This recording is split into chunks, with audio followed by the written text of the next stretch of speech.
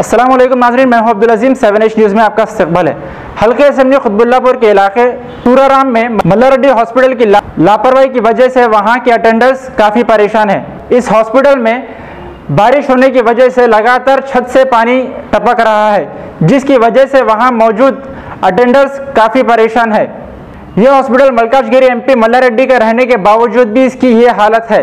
बताया गया है कि इस हॉस्पिटल में मरीजों के लिए अच्छी सहूलतें नहीं दी जा रही है, दवाइयों के नाम पर पैसे लूट रहे हैं। ब्यूरो चीफ रहीम खादरी ने वहां पहुंचकर वहां के मरीजों से बातचीत की। नाज़रीन, आपने देखा है खुतबुल्लापुर के इलाके सुराराम मल्लारेड्डी हॉस्पिटल में, जो कि MP member of parliament Malla Reddy का हॉस्पिटल है।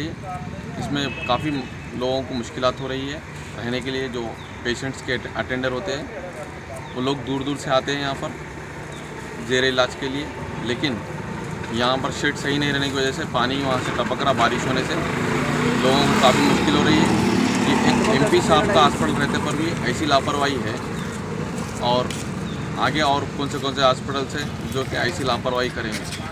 देखते हैं इस 7H न्यूज़ के ज़रिए से हम, ताकि ये MP साहब को आवाज़ सुनाई दिए और उसका जल्द से जल्द काम किया जाए। मैं हूँ Rahim Khadri, 7H news bureau chief Quthbullapur.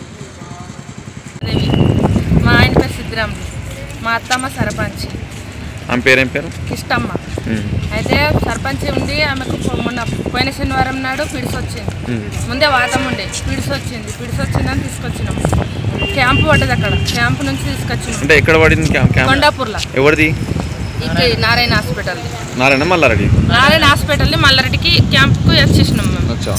వచ్చినాక అయితే ఇక్కడ చూస్తలేరు, అది ఆరోగ్యశ్రీ కార్డు నుంచి చూస్తామని అన్నారు. అది స్కానింగ్ సిటీకి స్కానింగ్కే డబ్బులు పడతాయి, దేనికి పడతాయి అని చెప్పారు.